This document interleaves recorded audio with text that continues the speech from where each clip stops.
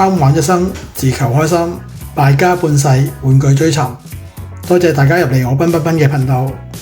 今日想同大家分享嘅係蔣棟超王牌突擊隊。喺入正題前想講少少嘢，睇翻對上條片呢，已經係2年幾前出㗎啦。點解突然間又有咁有興致去出新片呢？原因有2個，第一個係關於我自己嘅。3年前開始喺外地生活，好多日常嘅事情都要重新去學習同適應。每日作息嘅時間同喺香港嘅時候係完全唔同，加上而家嘅收入冇以前咁穩定啦，再加上喺外地好難買到新嘅玩具，所以就缺乏咗動力去出鋪或者去寫玩評。直至有一日返工時候放飛咗靈魂一陣，覺得今年都已經50歲，係時候為保育廣東話出分力，及為咗珍藏咗多年嘅玩具去做個記錄，作為分享又好啦，作為警世都好。等有緣睇到嘅朋友知道，買玩具係要量力而為。有時睇咗片當買咗，又或者真心睇完我分享後覺得好值得課金嘅，先出手都未遲啊！總之唔好好似我以前咁過度購買，而家想揾多個先傍身都好困難。而第二個原因就係超級戰隊系列同我一樣，今年都50歲啦，所以作為戰隊撚嘅我，點都要出片賀一賀佢嘅。在情在理上，今次嘅主角好應該係戰隊始祖吳勇士。但係若果講玩具產品稀有度上，王牌突擊隊係芸芸49隊戰隊中係排頭3名裏面嘅。就係咁，吳勇士就要等多陣時間先可以同大家見面啦。正式同大家玩玩具前，睇下故事大綱同人物簡介先。王牌突擊隊係繼吳勇士之後喺日本播放嘅第2隊團隊英雄作品。佢喺1977年嘅4月9號播到12月24號，而喺香港呢，佢就喺1981年嘅8月16號至1982年嘅1月17號喺麗的電視播放。當年吳勇士同王牌突擊隊係石森章老師按東映公司嘅要求創作出嚟嘅團隊英雄，劇情風格同電視劇《猛龍特警隊》非常相似，都係講述犯罪組織與正義團隊嘅對立抗爭，行諜戰動作片嘅風格。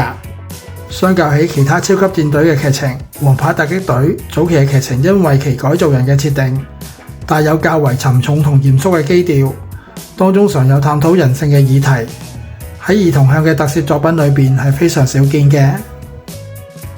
可能好多朋友都知，吳勇士同王牌突擊隊起初都唔係納入超級戰隊系列裏邊嘅。正確嚟講，戰特狂熱 J 先係第一套正史開山作，因為原作改為東映集體創作團隊八手三郎，而之後嘅系列作品都係掛八手三郎呢個名做原作，係直至到1995年東映先將石森章先生嘅2套作品追加翻去系列嘅裏邊。劇情主要就係講述邪惡嘅組織克萊姆喺世界各地進行多項犯罪嘅活動，而國際科學特搜隊嘅日本支部長官擎請大佐為咗同佢哋對抗，進行咗改造人戰隊計劃，咁王牌突擊隊就此誕生啦。4位戰士嘅力量源自高科技嘅改造手術，但同時佢哋亦承受住失去肉身嘅痛苦，強行將哀傷埋藏喺內心裏邊，奮勇咁同敵方對戰。到咗中期，克萊姆導入咗侵略嘅機械人，更凸顯出佢想征服全世界嘅野心。此時，Big One突擊隊嘅行動隊長由美國海歸並加入隊伍，令到戰局更趨激烈。Ace 鷹者五郎，葵扇係佢嘅標誌，以核能驅動嘅改造人，性格沉着冷靜嘅熱血男，正義感極強，曾經係現代5項嘅奧運金牌得主。原本為準備下屆奧運會而留喺大學擔任教練。運動萬能嘅佢，雖然被擎井長官睇中，但佢一直拒絕對方嘅改造游說。後嚟，在一次親眼目睹克萊姆對海倫施襲後，便決心接受改造手術，成為其中一員。Jake 東龍，階磚係佢嘅標誌，以電力驅動嘅改造人。原本係世界排名第2嘅沉量級拳擊手，但係因為被逼要求打假拳而選擇退出拳擊界。後嚟喺拉斯維加斯度遇上咗騙子，並且被捲入殺人案件裏面。喺準備逃亡嘅期間，被警方拘捕。押送返日本後，得到鯨井大佐嘅幫助，洗脫罪名。為咗報恩，佢決定接受改造手術。Queen 海倫，紅心係佢嘅標誌，隊裏面唯一嘅女性成員，以磁力驅動嘅改造人。原本係負責毒品案件嘅女警，曾經搗破由克萊姆策劃嘅毒品交易，可惜後嚟遭到報復，連累佢父親被殺害，自己亦身受重傷，冇咗隻右手。好彩嘅係，俾啱啱揸車經過嘅櫻井救返，後嚟自願接受改造手術，成為突擊隊嘅一員。King 大地文太，梅花係佢嘅標誌，以重力驅動嘅改造人。原本係隸屬國際科學特首隊嘅海洋學者，因為對興建海洋城市嘅抱負而得到鯨井大佐嘅賞識。由於一次佢喺乘坐潛水艇進行深海探索嘅時候遇上缺氧意外，瀕臨死亡。鯨井大佐為咗救佢，同佢進行改造手術，令到佢死而復生。Big One 翻牆壯吉，國際科學特首隊美國支部嘅獨立調查員，後嚟因為鯨井大佐調任去紐約，壯吉便接替佢嘅位置，成為咗突擊隊嘅行動隊長，係一位神出鬼沒嘅變裝高手。雖然同為改造人，但喺變身嘅時候係唔需要用到強化膠囊，而且同時擁有突擊隊4人嘅超能力。好啦，下一節就嚟開箱啦！一見到個飛盒，玩具友都知道又係雲限嚟。雲限貨品比一般發售嘅同系列會貴少少，不過又咁講，如果唔係出雲限，戰隊長動超呢條拉一早接得埋，因為如果逐隻顏色戰士出單品，肯定只得紅戰士賣得，其他戰士實聽錯聽啦。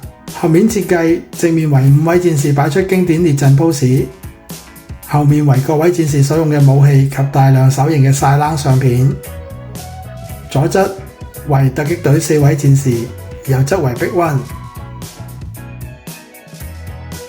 一圖睇晒盒裏面所有嘢，包括5個人仔、戰士嘅武器、組合炮台、貼紙，同埋呢個系列例牌嚇死人嘅替換手型。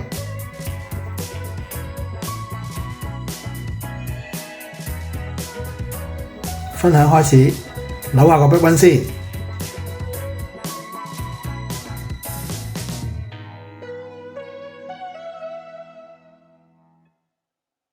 頭部可以左右轉動，亦可岳高及得低。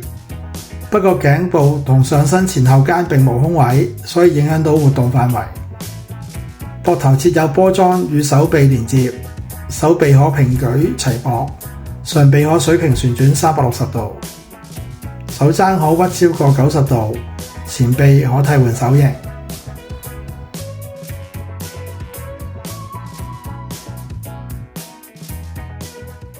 上半身分為胸部及腰部，一樣有波裝連結，可有限度咁擺動及旋扭。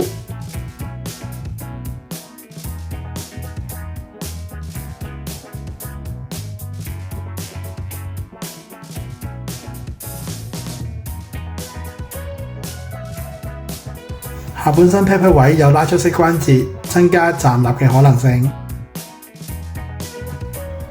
大腿可水平轉動。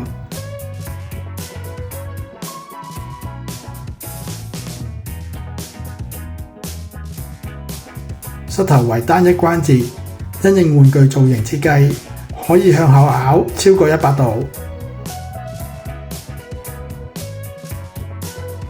小腿與腳掌連接亦設有波裝，腳踭有透位，令腳掌喺擺 pose 嘅時候能夠更加貼地。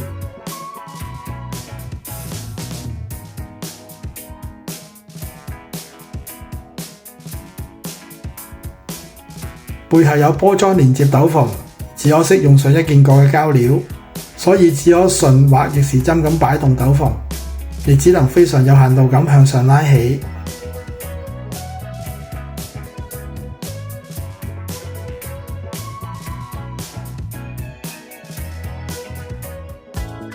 跟住我哋嚟睇下人仔嘅做工。頭盔製作一向都係掌動超系列嘅強項，可以見到雕刻手工精緻，上釉並無日式，極度還原劇組真實皮套上嘅細節。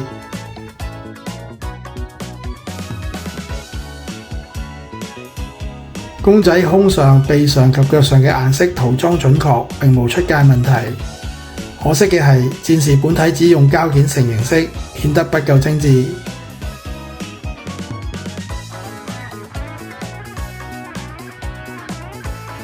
另外，剛才試玩亦都有提過，斗篷係一件膠過，限制咗動作擺放。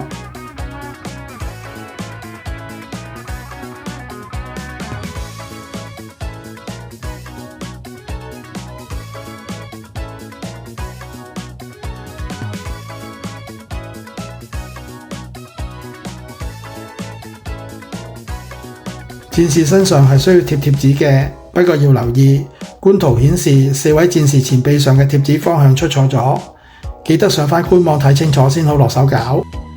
掌動超系列本身嘅關節接近 SHF 嘅80%，關節亦比用動多。可讚嘅係鬆緊度適中，非常容易擺出有型有款嘅戰鬥動作姿勢。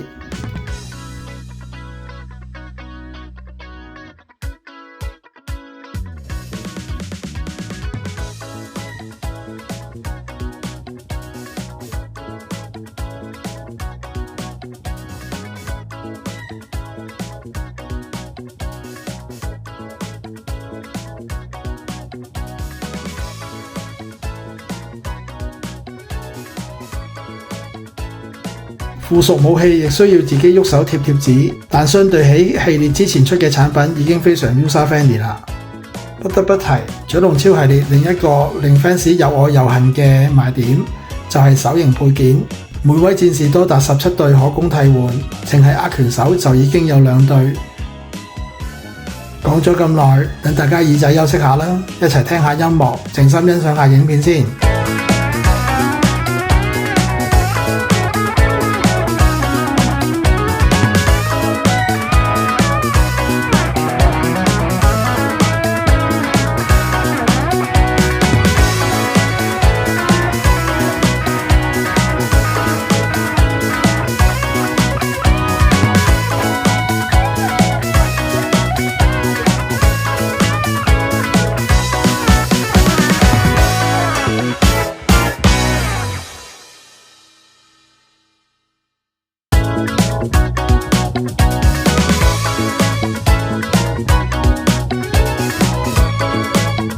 玩具買返嚟梗係要玩，同大家一齊返以前細個玩玩具嘅時光啦！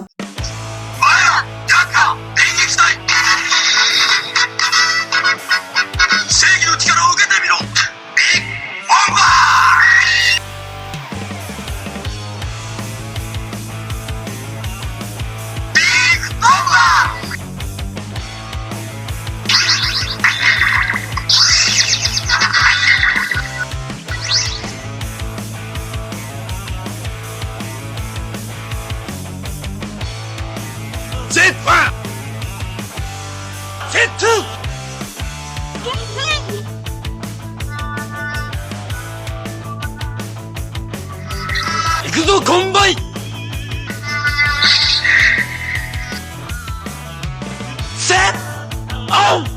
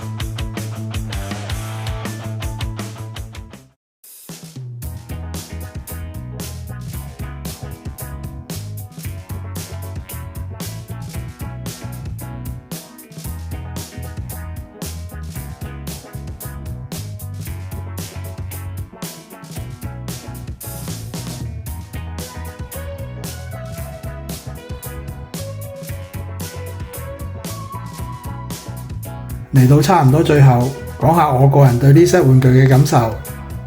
因為實在太喜愛王牌突擊隊啦，所以我前後用咗7個月去為佢哋影相拍片，期間又出咗幾條 Source 同 Views。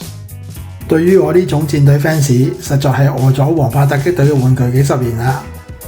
當年出嘅玩具我冇幸入手，到咗大個出嚟做嘢，曾經諗過追翻舊合金，但初出茅廬，又有幾多空閒錢可以買翻呢？所以想擁有一套齊人嘅玩具已經變成一種念。直至前年，得知笨大會喺掌動超系列推出新品，心裏實在狂喜，更嗱聲揾在香港嘅老朋友代訂咗2 set。就算玩爛咗1 set啦，都仲有另外1 set 啦，以免日後再有遺憾發生。縱然玩具本身有少少缺點，但都無阻我對佢哋嘅喜愛。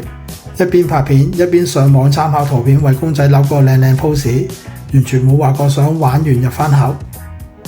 最正係揾到個好地方 display 佢哋出嚟，日日返工前望2眼，諗超級戰隊帶俾我嘅勇氣同鼓勵，會畫晒啞嘅自己打氣先出門口，尋回人生嘅動力。今集到此為止啦，希望大家鍾意我嘅廣東話戰隊玩具分享啦。鍾意戰隊嘅朋友歡迎留言同我一齊傾下戰隊經，亦希望大家俾 like， 等我知道有幾多朋友睇片，支持我有更大動力去製作下條警世片，同大家再見面。多謝大家，下次見。